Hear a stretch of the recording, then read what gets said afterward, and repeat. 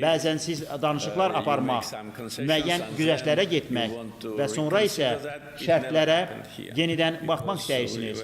Burada heç zaman elə hal olmayıb, çünki biz tam əminik ki, xüsusi olaraq dediyim kimi 90-cı illərin əvvəlində yoxsul vəziyyətdə olmuş ölkəyə etimad qurulmalı idi. Siz etimadı illər boyu qurmalısınız və yalnız bir səhv addım həmin etimadı poza bilər. Bir sözlə, biz həmin səhv addımı atmamışıq. Əksinə, bugün bizimlə işləyən şirkətlərin sayı artır. Beynəlxalq əlaqələrimizin coğrafiyası da genişlənir. Bir çox ölkələrlə imzalanmış strateji tərəfdaşlıq sənədləri, sazişlər və bəyannamələr var. Ölkələrdən bəziləri bir-biri ilə yaxşı münasibətdə deyil.